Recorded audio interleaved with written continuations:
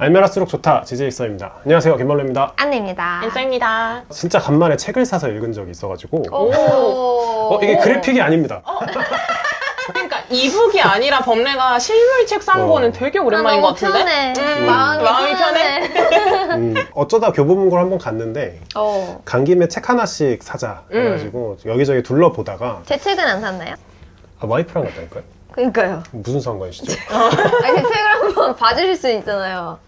있는지? 네네. 아 진짜 생각도 못했네. 그러니까 그래 보여요. 나도 얼마 전에 서점 갔는데 생각도 안 했네. 네, 그래 아, 보여요. 그러네. 그러게. 어머. 볼걸. 다음부터는 서점 가면 꼭 볼게. 더 비참해. 빨리 넘어가. 내가 매대에 올려줄게. 왜내 있을 수도 있잖아. 올려줄게.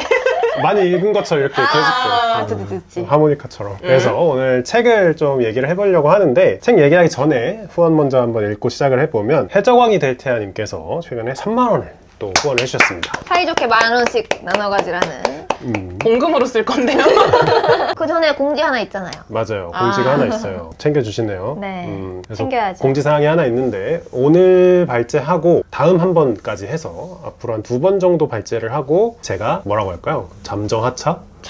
하차라고 하면 조금 그렇고 탈퇴. 탈퇴라고 해. 탈퇴. 탈퇴. 극단적으로 가자. 휴식이잖아. 유배를 가게 됐습니다. 범례 탈퇴하다. 네, 제가- 지지익선 원년 멤버 범례 이제 지지익선 없이 살고 싶다.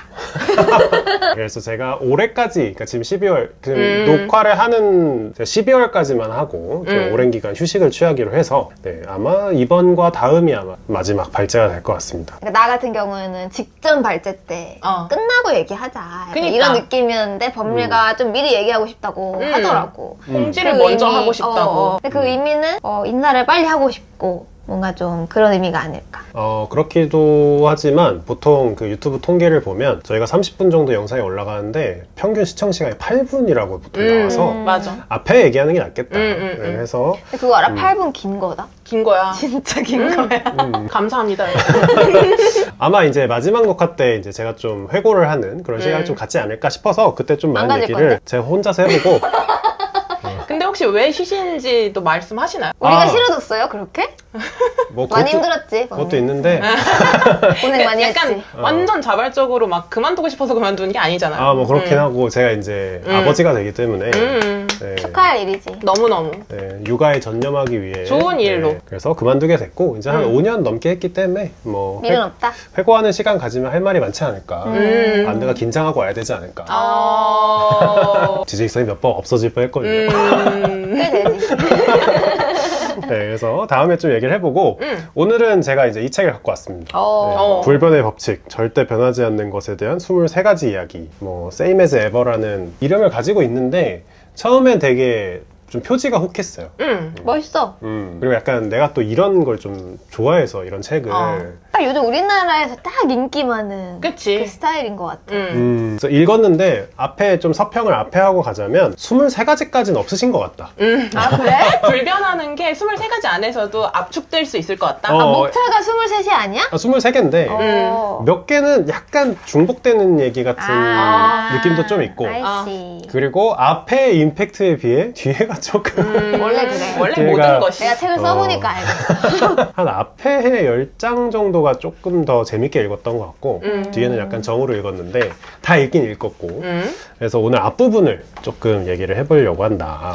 와, 근데 요즘 책 공란? 그니까 여백이 꽤 많네. 진짜 크다. 와. 이 책에 대해서 좀 정리를 해왔는데 결국에 이 책이 얘기하고 싶은 건 그거야.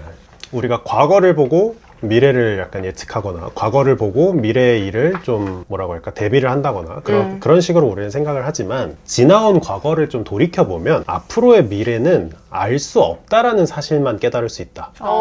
그게 불변의 법칙이다. 이제 그런 식으로 얘기를 하는 거야. 그래서 사실 우리가 뭐 역사 공부도 하고 뭐 이것저것 어쩌고 하지만 사실 솔직히 까고 보면 미래는 예측할 수 없다. 그렇기 때문에 미래는 계속해서 우리가 상상하지 못한 방향으로 흘러가기 때문에 우리는 미래에 이렇게 될 거다라는 예측을 할 게 아니고 미래에도 바뀌지 않을 것에 좀 더 집중해야 된다는 거예요. 그래서 한 가지 예시가 나오는데 제프 베이조스가 나와. 이 책에 제프 베이조스가 진짜 자주 언급되는데 그러니까 우리가 관계야? 일론 머스크 얘기하듯이 제프 베이조스가 여기에서는 스타구나. 학연 지연 뭐 워렌 이런 거 아니야? 버핏, 찰리 멍거 뭐 이런 사람 되게 많이 나오는데 어쨌든 제프 베이조스가 이런 인터뷰를 한 적이 있대. 그 아마존의 10년 뒤의 모습에 대해서 막 이제 인터뷰어가 물어본 거야. 어떻게 될 것 같냐. 근데 보통의 그런 빅테크 기업을 운영하는 CEO나 그런 좀 C레벨 사람들은 장밋빛 미래와 말도 안 되는 그런 이미지네이션을 막 하잖아. 아, 막 저런 사람들은 미래를 보는구나. 약간 그런 느낌이 들도록. 근데 제프 베이조스가 이런 얘기를 했어. 10년 뒤에 어떻게 바뀔지는 아무도 알 수 없고 뭐 알 수 있으면 좋지만 알아볼 필요도 없을 수도 있다는 식으로 얘기를 하면서 뭐라고 얘기했냐면 아마존은 10년 뒤에도 변하지 않을 것에 집중한다. 낮은 가격과 빠른 배송. 10년 뒤라고 갑자기 사람들이 높은 가격을 원하고 갑자기 10년 뒤라고 사람들이 늦은 배송을 원할 거냐. 그럴 게 아니라는 거야. 아마존이 집중하는 건 변하지 않는 가치에 집중을 한다라는 그런 얘기가 앞에 나오는데 맞는 말인 것 같아. 틀린 말은 아니지. 사실 미래가 변할 거에 대해서 대응을 하는 건 일종의 기술이고 사실 우리가 변하지 않는 것들이 많이 있잖아. 그치. 우리가 살다 보면. 그래서 그런 것들을 이제 저자의 시선에서 잘 정리를 해놨다. 라고 한 게 이미 1장 끝났어. 이게 1장이야. 그러니까 이 1장에서 얘기하는 건 우리 세상이 너무 아슬아슬하고 외줄타기 하는 것 같은 세상이라는 거야. 미래를 다들 예측한다고는 하지만 그 누구도 예측 못해. 저번 주에 계엄령 날 거 예측했으면 신이야. 그치. 그치. 데뷔했으면 뭐 신까지는 아니더라도 좀 그럴싸한 사람이고. 그래서 우리나라에서만 해도 이런 예측 못할 사건이 많은데 전 세계로 보면 뭐 너무 많지. 너무 많지. 그래서 이제 2장에서 얘기하는 거는 좀 이제 도입부 같은 느낌인데 리스크란 무엇인가에 대해서 얘기를 해. 근데 리스크에 대한 정의가 정말 많아. 나도 이제 경영학과를 이렇게 복수 전공을 하면서 또 MBA도 하면서 리스크에 대한 얘기를 되게 많이 해요. 리스크 테이킹이라는 단어부터 해서 또 회사를 운영할 때 리스크 관리를 정말 잘해야 되잖아. 근데 그래서 리스크가 뭐냐? 그럼 교과서에 리스크와 하자드 이렇게 해서 막 구분해서 배워. 리스크는 위험이 아니다. 막 이러면서 배우는데 근데 여기서 리스크를 되게 잘 정의를 한 것 같아. 이 책에서 리스크는 어떻게 정의를 하고 있냐면 당신이 모든 시나리오를 남김없이 고려하고 남은 것. 그게 리스크라는 거야. 사실 우리가 대비할 수 있고 고려할 수 있으면 그거는 발생 가능한 위험들이지 우리가 통제할 수 없는 리스크가 아닌데 리스크라는 건 우리가 생각지도 못했던 변수?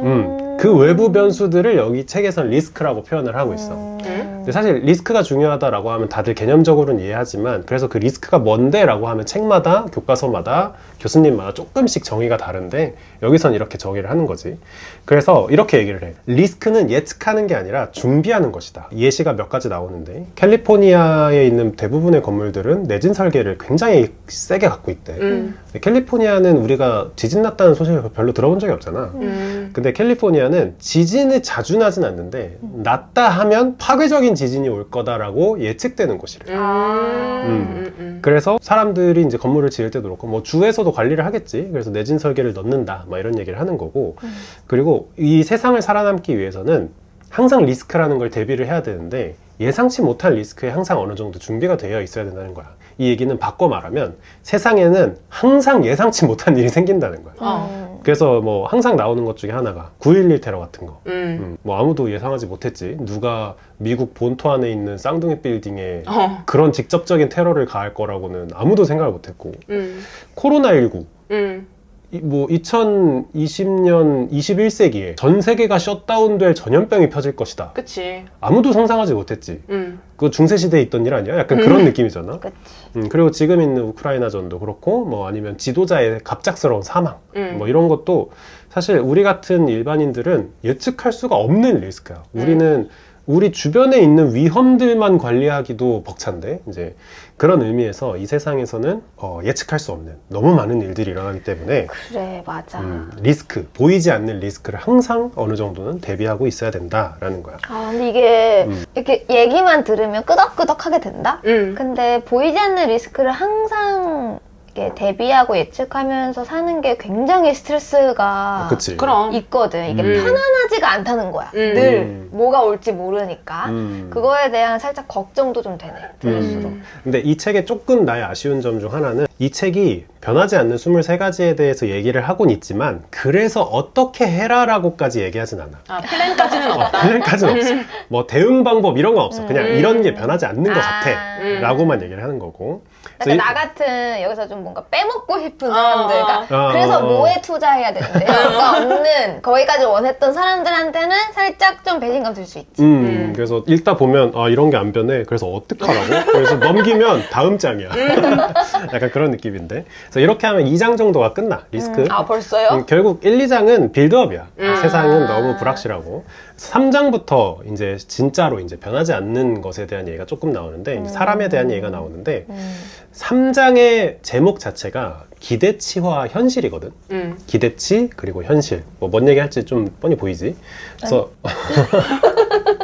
예상 못했지. 역시 변수다. 넌 내 인생의 큰 변수 중 하나야. 진짜 리스크. 그래서 여기서 이런 그 챕터마다 제목과 그 챕터를 표현하는 하나의 문장이 들어있거든. 거기에 딱 이렇게 써있어. 행복을 위한 제1원칙은 기대치를 낮추는 것이다. 아 요즘 많이 느껴요. 진짜 많이 느껴요. 내가 요즘 법률 스님 영상 많이 보거든. 좀 안 약간- 어울린다. 아니 근데 약간 우리 세대 유행인 것 같아. 아니 요즘 핫하죠. 이제 좀 보더라. 인플루언서. 응. 근데 진짜 영상이 좋은데 거기서 얘기하시는, 그러니까 어떻게 보면 법률 스님의 말씀은 사실상 불교 교리의 말이기도 하니까 거기서 하는 말이 딱 이거야. 모든 불행은 욕심에서 온다. 상대방이 주는 게 아니야. 내가 나한테 불행을 주는 거다. 그래서 기대하지 말고 욕심을 갖지 말고 바라지 말아라. 그럼 무탈하다. 그게 관세음보살. 곧 행복이다. 근데 되게 이 시킨 거다. 그래서 이 얘기가 약간 딱 그 얘기인 것 같아. 맞는 말이지. 그래서 여기에 몽테스키웨의 말이 하나 나오는데 그저 행복하고만 싶다면 너무 쉽게 이룰 수 있다. 하지만 우리는 남들보다 행복하길 원한다. 이것은 중요하지. 언제나 어렵다. 우리는 근데 왜 그러냐면 이게 더 중요한데 우리는 남들이 실제보다 더 행복하다고 믿기 때문이다. 이런 말이 나와. 사실 이 챕터를 전체를 아우르는 말인데 그러네. 사실 우리 모두가 다 행복하고 싶지. 사실 돈을 많이 벌고 싶어요. 뭐 가수로서 성공하고 싶어요. 뭘 하고 싶어요. 각자의 소망은 다르지만 한 점으로 모아진다면 결국은 행복하고 싶어서요. 내가 가수로서 성공하면 행복할 것 같고, 난 돈이 좀 많으면 행복할 것 같고, 약간 그런 거란 말이야. 근데 그저 행복하고 싶다면 너무 쉬운 거야. 좀 기대치를 낮추고 남들에게 별로 신경 쓰지 않고 나만의 이제 행복을 찾는 거다, 약간 그런 건데 세상은 그렇지 않다는 거야. 기대치와 현실은 항상 달라. 그래서 대표적인 투자자 중 한 명인 찰리 먼거도 이런 얘기를 했어. 세상을 움직이는 힘, 뭐 여러 가지 얘기가 있지. 그 지금 듣는 분들도 우리도 머릿속에 몇 가지가 떠오를 거야. 비상계엄? 그 세상을 멈추는 힘이지. 아 그러네요. 네. 세상을 움직이는 힘은 뭐뭐다 되게 많은데 세상을 움직이는 힘은 시기심이다. 시기심. 시기 질투. 나야. 난 질투로 먹고 살아. 아니 너가 아니고 그러니까 모든 변하지 사람들이- 않는다고. 변하지 않는 것 중 하나야. 너무 자기중심적이었죠. 오케이. 그래서 찰리 먼거가 되게 재밌는 얘기를 하는데 경제를 이루는 3가지 요소가 무엇인가요? 이렇게 물으면 뭐 은행, 뭐 돈. 정부, 뭐 지금 화폐 뭐 어쩌고 하잖아. 근데 이 사람은 부를 과시하는 태도 그리고 그 부에 대한 시기심이래. 통찰력이 되게 끄덕끄덕하게 된다. 경제를 이루는 건 이 3가지다. 이렇게 얘기를 하는 건데 그래서 되게 역설적인 얘기가 있어. 우리는 보통은 대부분의 사람들이 과거보다 점점 나은 환경을 살아. 우리 예전에 뭐 좀 더 멀리 가면 지하철 몇 호선 없었던 그 시절부터 생각을 해보면 우리는 항상 인프라적으로도 그렇고 대부분 점점 나아지는 환경에 살게 돼. 근데 하지만 인간은 역설적이게 항상 과거를 그리워해. 그 괴롭고 별로던 그 세상을 더 그리워한단 말이야. 미화하지. 그러니까 그런 거야. 식기세척기가 내 설거지 해준다고 해서 내가 좀 더 행복해지는 건 아니니까 더 편안해지는 건 맞지만 내가 심정적으로 그걸로 충족이 되는 건 아니라는 거지. 사는 게 더 간편해지고 더 편리해진다 그래서. 근데 더 웃긴 건 그 정도 하고 말면 다행인데 손 설거지 하던 시절을 그리워한다는 거야. 지는 식기세척기 돌리면서. 그러니까 여기서 얘기하는 건 뭐냐면 객관적인 부. 나 이 정도 모으면 행복할 것 같아. 그런 거 없다는 거야. 객관적인 행복. 난 이것만 주어지면 행복할 것 같아. 그런 것도 없다는 거야. 모든 것은 상대적이고 모든 게 상대적이고 보통은 자신의 주변과 비교를 하기 때문에 행복해지기가 어렵다는 건데 그래서 우리는 어렸을 때 막 초등학생들 뛰어다니는 거 보면은 아 쟤는 좋겠다. 너무 행복해 보이고 그 이유가 가진 게 없기 때문이다. 비교할 게 없는 거야. 그때 비교할 거라고는 집에 있는 장난감, 티니핑 그런 거지. 티니핑이 2개냐 3개냐 뭐 그 어. 정도밖에 없기 때문에 주변과의 차이도 크지 않고 그렇기 때문에 이제 행복하다는 얘기인데, 이런 얘기 나오면 항상 나오는 소재가 있지, 소셜미디어. 그래서 조너선 하이트라는 심리학자가 얘기를 한 게, 소셜미디어는 소통 공간이라고 마케팅을 하지만 소통하는 공간이 아니고 이건 일종의 공연을 하는 공간이다. 마케팅 플랫폼이지. 마케팅 플랫폼이지. 그래가지고 소셜미디어는 안 할수록 좋다, 이런 얘기 한 몇 년 전부터 계속 나왔었고, 정신 건강에 좋다는 거지. 그치. 그렇지. 그리고 행복하기 위해서도 그게 더 좋다는 거고. 그리고 실제로 어느 나라인지 까먹었는데 그 16세 이하 미국인들이 미국에서 미국이야? 16세 이하 자살자 얘기하는 거지. 자살하는 비율이 SNS가 그러니까 인스타그램이 엄청 유행한 이후부터 훨씬 많이 늘어났다고. 그런 게 있지. 그렇기도 하고 내가 봤던 거 16세 이하 어떤 나라에서 소셜미디어 전면 금지. 금지했다고? 유럽 어딜 거야. 맞아. 나 본 거 같아. 근데 나는 필요한 조치라고 생각하긴 하는데 좀 꼰대가 되는 건가 싶기도 하고. 어쨌든 그렇다. 그래서 행복을 위해서는 이제 기대치를 낮추라는 얘기는 이제 주변과 비교하지 말고 약간, 근데 이게 안 된다는 얘기야. 이 책에서는 그렇게 해서 행복을 찾으라는 책이 아니고, 넌 어차피 행복을 못 찾아. 왜? 계속 비교하잖아. 너 소셜미디어 오늘도 집에 가면서 인스타 켜서 동그라미 하나씩 다 눌러보고 초록색 동그라미 주의 깊게 보고 다 할 거잖아 라고 하기 때문에 세상은 그래서 변하지 않는다라는 거지, 이런 관점에서는.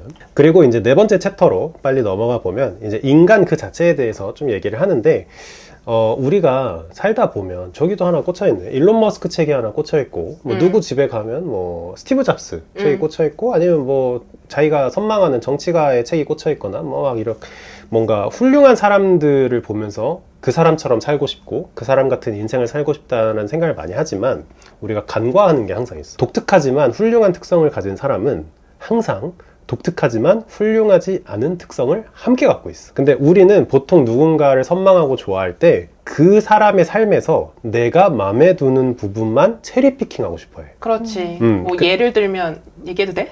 예를 들면 뭐 스티브 잡스야 이러면 스티브 잡스가 얼마나 과격하고 얼마나 밑에 사람들을 부렸는지 이런 부분을 조명을 하는 게 아니라 그 사람이 만든 브랜드, 그리고 그 사람이 얼마나 창의적이었는지 얼마나 감각이 좋았는지 이거를 더 각광하게 되지. 그치. 스티브 잡스는 거의 매일 장애인 주차장에 주차를 한 걸로 유명하지.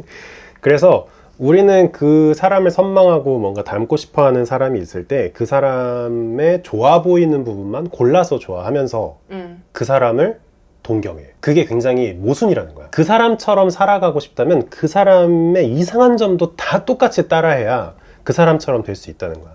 일론 머스크의 뭔가 그런 지금 스페이스X, 테슬라 엄청난 사업적 성공을 따라하고 싶어 하는 사람이 있지만 그 사람의 기행도 따라할 수 있느냐는 거야. 왜냐면 그게 비즈니스에 분명히 영향을 미쳤을 거거든. 분명히 미쳤지. 그래서 우리는 그 인간이라는 게 참 알 수 없는 존재인 게, 우리는 있는 그대로 받아들이는 것 같고 뭔가 본인이 느끼기에는 본인에게 뭔가 배울 만한 사람에게서 뭔가를 받아오고 이런다고 생각을 하지만 결국은 다 지 좋은 대로 생각한다는 거야.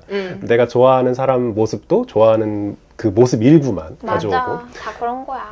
그래서 약간 이런 고통은 연예인들이 많이 느끼지. 연예인들이 옛날에 박보영이 인터뷰에서 그런 얘기를 한 적이 있었는데. 박보영 좋아해? 싫어하는 사람이 있나? 모르겠어. 되게 나 뭐 말 잘못했어. 아니 뭐 당연한 얘기를. 얘가 좀 변수였어. 그 박보영이 약간 좀 새근새근하고 좀 밝은 이미잖아. 맞아. 그치. 귀엽고. 카페를 갈 때마다 준비를 하고 간대. 어떤? 메뉴를 주문할 때 그 박보영을 본 상대방이 느끼는 박보영에 대한 기대치가 있잖아. 그치. 만났을 때. 그치. 약간 이렇게 막 밝을 것 같고 좀 더 친절할 것 같고 웃으면서. 근데 사실 우리가 좋아하는 그 연예인의 모습은 사실 단면이야, 단면. 그들이 어떤 삶을 살아가는지 사실 우리가 어떻게 알아? 실제 모르지. 성격이 어떤지 전혀 모르지. 그걸 알 수가 없지. 그래서 나는 그런 게 또 연예인들이 좀 고통받는 이유 중에 하나라고 생각을 하는데, 그래서 약간 우리가 뭔가를 좋아한다고 했을 때 그걸 좀 우리가 알고 있으면 좋은 것 같아. 아, 난 사실 저걸 좋아하는 게 아니라 그 속성을 좋아하는 거지. 하나의 속성. 속성 중에서 내가 좋아하는 속성만 좋아하는 거지. 그래서 이런 얘기도 잠깐 나오고, 근데 이런 것도 이 책에서 얘기하는 건 변하지 않는다는 거야, 이런 특성 자체는. 그리고 이제 조금 수학적인 얘기로 넘어가 보면 되게 의미심장한 얘기가 있는데, 5장에서 사람들은 정확한 정보보다 확실성을 원한다 라는 말이 있어. 정확한 정보보다 확실성? 나는 그리고 이 5장, 이 챕터 5가 난 이 책에서 제일 재밌게 읽은 챕터였어. 그래서 뒤에가 재미없었는데 그래서 여기선 영어로 나와. accuracy와 certainty는 다르다. 근데 이게 확 와닿지는 않을 수 있지만 이 사람의 비이성에 대해서 얘기를 하는 거야. 예를 들어서 올해에 경기 불황이 올 확률이 60%다 라고 하면 아무도 대응하지 않아. 그래요? 그냥 60%요? 그래요. 근데 누군가는 올해 경기 불황이 찾아올지도 모른다 라고 얘기를 하면 대비를 시작한다는 거야. 그러니까 전자가 accuracy, 그렇지. 정확성이고 후자가 확실성이다. 그러니까 세상은 확률적으로 동작해. 다 그렇지. 누군가가 어떤 행동을 할 그런 확률 같은 걸 다 계산할 수 있잖아. 근데 사람들은 그 확률이나 그런 어큐러시에는 크게 관심이 없어, 사실은. 그런 걸 되게 중요하게 생각하는 척 하지만 사실 관심 없고, 그래서 예스야 노야. 그걸 그치. 훨씬 좋아한다는 거야. 근데 나 뭔지 너무 공감해.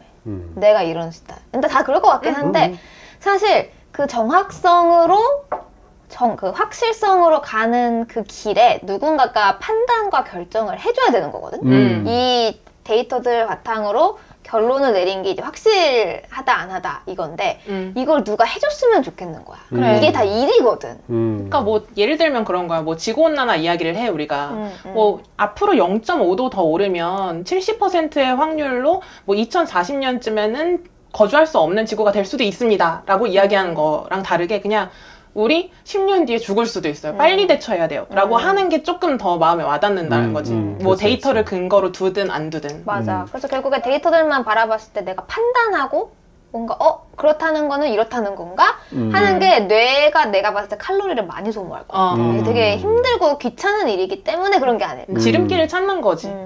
그래서 이 책에서는 이런 현상 자체를 사람이 불확실성을 벗어나고 싶어 하기 때문이라고 설명을 해. 불확실성. 사실 사람은 이럴 수도 있고 저럴 수도 있는 환경을 싫어하는 거야. 맞아.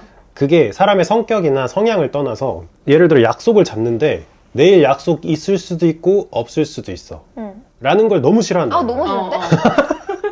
당장 정해줘야 내가 계획을 할 거 아니야. 내일 약속이 생길 확률이 60%다. 이런 걸 소리야. 만날 만나지 거야 마. 말 거야. 근데 정해. 이런 걸 싫어한다는 거야. 근데 여기 책에서 얘기하고 싶은 건 난 그런 거 같아. 그렇다고 해서 그래 그럼 우선 만나기로 하자. 이렇게 정했어 확실하게. 그래도 만날 확률은 60%야. 그러니까 인간은 이걸 yes or no로 바꿔버리면 미래를 통제할 수 있다고 착각한다는 거야. 결국 확률은 똑같은데. 그래서 이런 얘기를 하는 거고, 그래서 이 뒷부분이 이제 내가 제일 재밌게 읽은 파트인데, 인간은 아주 크거나 아주 작은 수를 이해하지 못한다라는 얘기가 나와. 그래서 여기서 한 가지 예시가 나오는데 정말 공감하는 사람 많을 거야. 로또 매주 1등이 나와. 그것도 한두 명 나오는 게 아니라 10여 명씩 나와. 그거를 의아해하는 사람들이 있어. 조작이다. 뭐 아니면 내정자가 있다. 뭐 섞어서 뭐 어떻게 한다더라 졌던다더라 뭐 왜 생방송을 안 하냐부터 시작을 해가지고 뭐 공이 이상하다는 등 뭐 여러 얘기를 하지만 이게 인간이 너무 큰 수나 너무 작은 수를 그 뭔가 직관적으로 이해하지 못하는 대표적인 사례야. 뭐 예를 들어서 로또가 예를 들어서 100만 분의 1 확률로 당첨된다고 치고, 그러니까 100만 장 정도 사면 한 개 정도 당첨된다고 치고, 참여자가 만약에 지구 전체가 그 하나의 로또 상품을 향해서 결제를 한다고 치면, 구매를 한다고 치면 확률상 8,000개가 발생해. 그러니까 100만 분의 1 확률이라더라도 참여자가 80억 정도 되면은 8,000명의 1등 당첨자가 나오는 거야. 그러니까 사실 100만 분의 1이라는 이 확률이 생각보다 그렇게 작은 수가 아닌 거야. 그래서 여기서 얘기하는 되게 재밌는 얘기가 뭐냐면 종교에서 항상 기적을 만나. 기적적인 사건이 일어나고 기적적인 뭔가 그런 소식들이 들리면서 종교의 그런 신념을 더 공고하게 해주지. 그치. 근데 이 기적이 발생할 확률이 100만 분의 1이더라도 만약에 신도가 40억 명이면 하루에 4,000번 정도는 일어나는 거야. 그러니까 이걸 확률적으로 보면은 매월, 매주, 매일 이거를 계산을 해보면 뭐 종교적인 기적 아니면 자극적인 사건 사고, 아니면 이런 일이 있을 수 있나 싶은 희귀한 사건이나 초자연적인 현상, 매일 일어날 확률이 100%야. 항상 일어날 수밖에 없다는 거야. 근데 우리가 살고 있는 지금 세상이 옛날처럼 지면신문으로 소통을 하는 시대가 아니잖아. 소셜미디어나 뭐 유튜브 같은 걸 포함해서 전 세계의 정보를 거의 즉각적으로 인스턴트 타임에 알 수 있잖아. 그치. 그래서 요즘 더더욱 사람들이 신념이 강해지는 거야. 그럴 수 있지. 거봐, 이런 일 일어나잖아. 어떻게 이런 일이 일어날 수 있어? 이 세상은 잘못됐어. 음. 내가 생각하는 게 맞아. 뭐 예를 들어서 뭐 다 예민한 사건들이라 얘기하기는 좀 그런데 뭐 인종 간의 갈등이 있다. 근데 뭔가 특정 인종이 좀 탄압을 받는 그런 소유 사건이 일어났어. 옛날이었으면 모르고 지나갈 수도 있지만 요즘은 그게 전 세계로 한 방에 공유가 되기 때문에 이거 봐. 아직도 세상은 이래. 이런 식으로 점점 신념이 강해지고 그래서 요즘 사람들이 옛날보다 분명히 더 나은 환경에서 잘 살고 있음에도 더 뭔가 젠더 갈등이나 인종 갈등이나 민족 갈등이나 국가 갈등이라는 게 더 심해지는 이유 중 하나로 요것도 드는 경우가 있어. 왜냐하면 세상엔 원래 그런 사건들이 일어나고 있었어. 우리가 몰랐을 뿐이야. 근데 똑같은 확률에 의해서 똑같이 80억 인구가 참여하는 이 지구라는 세상에서 사건은 똑같이 일어나고 있는데 그거를 사람들이 더 잘 캐치할 수 있는 세상이 된 거야. 그래서 뭐 예를 들어서 내가 뭐 특정 민족을 너무 미워해? 그러면 그 민족 안에서 발생하는 사건 사고가 내 눈에 계속 보여. 그치. 그러니까 하고 많은 사건들 중에서 또 알고리즘이 지정해주잖아. 너 이거 되게 민감하게 생각하더라, 좋아하더라 하고 계속 보여주니까 더 많이 보일 수밖에 없지. 그리고 난 그런 걸 보면서 이거 봐. 이 민족 문제 있다니까. 어떻게 이런 일이 일어날 수 있어? 이런 식으로 반응을 한다는 거지. 그래서 여기에 좀 마지막 쪽에 되게 의미 있는 말이 하나 있던데 우리는 어쩌면 언제나 언제고 일어날 수 있는 일에 너무 예민하게 반응한 거일 수도 있다 라는 말이 나와. 그러니까 세상이 변한 게 아니고 세상은 항상 그런 사건이 많았었다는 거야. 왜냐면 확률적으로 보면. 그래서 비슷하게 우리가 살다 보면 기적을 마주하는 순간이 있지. 겨우 살았다. 큰일 날 뻔했다. 사실 그런 사건은 매일, 매분, 매초 일어나고 있을 수도 있다. 뭐 그런 얘기를 하는 거지. 그래서 나는 이 5장이 제일 재밌었어. 왜냐면 나도 뉴스를 되게 좋아하는 사람으로서 분명히 세상은 좋아진다고 하는데 강력범죄나 사건 사고가 너무 많은 거야. 세상은 더 좋아지고 뭔가 시민의식도 좋아지고 민주주의도 뭔가 좀 더 발전하고 분명히 좋아지고 있다는데 뭔가 우리의 신경을 긁는 뭐 사건 사고들 특히 막 뭐 폭행이나 살인 사건 같은 게 너무 많잖아. 많지. 그래가지고 세상이 내가 생각한 것보다 좀 더 안 좋아지고 있는 게 아닌가 막 그런 생각을 하는데 가끔 옛날 뉴스들 보면 그거보다 훨씬 말도 안 되는 사건들이 더 많았었긴 해. 그치. 그래서 요즘은 오히려 이제 작은 사건 사고들도 다 올라오고 그리고 요즘에 난 좀 이걸 확 느낀 게 뭐냐면 그 한분리를 비롯해서 교통사고 나는 거 되게 일종의 대중매체처럼 많이 접하잖아. 그게 하나의 마치 무슨 엔터테인먼트가 된 것처럼 그건 못 봐. 나도 못 보는데 보는 분들 꽤 많더라고. 근데 그걸 보면서 분노하는 사람들도 되게 많아. 많지. 이래서 뭐 노인들은 안 운전시키면 된다. 안 된다, 여자들은 운전시키면 안 된다, 별소리를 다 하는데 옛날에도 그런 교통사고, 크고 작은 교통사고는 항상 있었어. 근데 이제 그게 유행을 타고 얘기한 것처럼 하나의 무슨 장르처럼 소비가 되면서 그거에 대한 신념이 너무 강해지는 것 같아. 이거 봐. 이 사람도 운전하는 거 문제 있어. 이거 봐. 뭐 운전면허 시험 훨씬 어려워져야 돼. 막 이런 식으로 막 그런 게 좀 더 강해지는 것도 이런 의미와 이런 연장선에 있지 않나? 그치. 약간 그런 생각이 들더라고. 그래서 5장이 나 되게 의미 있게 읽었던 챕터고 6장은 약간 안나한테 좀 해주고 싶은 얘기가 하나 있길래 뭐지? 좀 얘기를 해보면 좋은 얘기야. 좀 힘이 될 만한 얘기인데 우리가 보통 어떤 주장에 힘을 실을 때 어떤 주장이 내가 뭔가 주장을 하고 싶든 아니면 다른 사람의 주장을 내가 받을 때 그 주장이 힘을 실을 때 우리는 보통 통계 자료를 굉장히 많이 사용을 해. 뭔가 이것이 객관적이다. 데이터. 이것이 이렇게 통계적으로 옳기 때문에 맞다. 이런 얘기를 하는데 사실 사람은 통계에는 설득되지 않는다는 거야. 설득되는 건 스토리라는 거야. 그래서 만약에 당신이 옳은 답을 가지고 있고 심지어 틀린 답을 갖고 있다 하더라도 뛰어난 스토리텔링 능력을 갖고 있다면 당신은 성공할 가능성이 크다. 어허. 사람은 책이나 연설을 기억하지 않는다. 문장을 기억한다. 라고 얘기를 하거든. 그래서 우리가 알고 있는 유명한 연설 중에 I have a dream 그거 전문 다 기억하는 사람 있어? 그러니까 그 다음은 뭔데? 심지어 이 I have a dream은 준비된 문장이 아니었어. 그 연설문에는 없었고 어허. 그냥 즉흥적으로 한 그 문장이라고 내가 알고 있는데 하지만 우린 그걸 기억하지. 그리고 또 유명한 것 중에 I am Iron Man 그 문장 다 기억하잖아. 하지만 우리가 아이언맨이 시시콜콜 얘기했던 그 사람의 성향이나 그 극 중에 나오는 신념이라 그런 걸 기억하는 게 아니란 말이야. 그래서 사람들의 관심을 사로잡고 뭔가 감정을 움직이는 그런 거는 절대로 객관적 통계나 객관적 사실이나 팩트가 아니라는 거야. 근데 우리는 항상 논쟁을 하거나 아니면 사람들을 설득하려고 할 때 항상 객관적 사실을 들이밀어. 이렇기 때문에 이렇게 해야 됩니다. 이렇기 때문에 이렇게 해야 됩니다. 맞는 말을 갖고 온다는 거지. 하지만 사람의 마음을 움직여야 되는 창업자나 기업가에게 가장 필요한 능력은 스토리텔링이야. 딱 요즘 많이 공감되는 게 딱 최근에 그런 말을 들었어. 사람은 결국엔 머리로 결정하는 게 아니라 마음으로 결정한다고 그런 얘기를 많이 들었지. 그러니까 마음에 와닿는 캐치프레이즈 딱 한 개만 잘 만들어도 훨씬 더 설득하기가 쉽다라는 거잖아.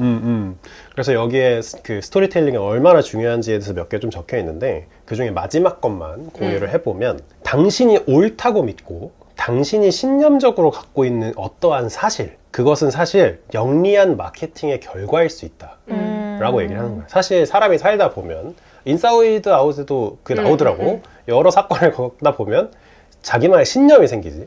신념과 감정은 다르지. 다르지. 신념은 약간 좀 더 뿌리 깊은 느낌이 있잖아. 그리고 그 신념을 잘 바꾸지 않지, 사람은.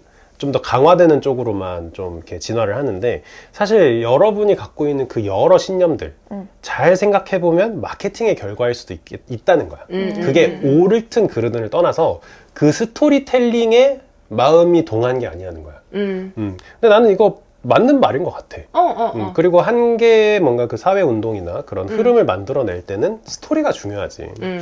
그런 사고나 그런 뭔가 운동 자체가 옳으냐 그르냐는 크게 중요하지 않은 거야. 사람들이 그로 인해서 마음이 흔들렸고 동조하느냐. 그게 좀 더 중요하지 않나. 그래서 이런 얘기가 또 있었다. 그래서 이런 것도 이제 변하지 않는 것에 대한 얘기고. 그래서 여기에 되게 재밌는 얘기가 하나 있어. 결국 세상은 계산, 뭐 논리, 객관적 사실, 데이터 이런 걸로 이루어지지 않아 있기 때문에 이러한 세상이 계속 될 거야. 변하지 않는 거기 때문에 이러한 세상에서 살아남기 위한 4가지 지침을 여기서 알려줘. 오, 드디어. 웬일로 이 챕터에서 알려주는데. 드디어 뭐가 나오는구만. 첫 번째, 혁신과 발전은 이 세상을 다르게 보는 누군가에 의해 시작됐다는 걸 기억해. 두 번째, 누군가가 합리적이라고 생각하는 행동은 누군가가 보기엔 미친 짓일 수도 있음을 기억해라. 왜 웃었어? 어? 비상계엄 생각났어? 그리고 세 번째, 사람들은 스스로 판단하고 움직인다고 생각하지만 대부분의 사람들은 인센티브에 의해 움직이기 때문에 인센티브의 힘을 간과하면 안 된다. 근데 사실 인센티브도 뒤에 좀 뒷 챕터에 되게 크게 나와. 그래서 책을 좀 읽어보면 좋을 것 같고. 그리고 마지막 4번째가 앞에 얘기를 또 한 번 또 하는데 통계보다는 스토리텔링의 힘이 훨씬 더 강력하다.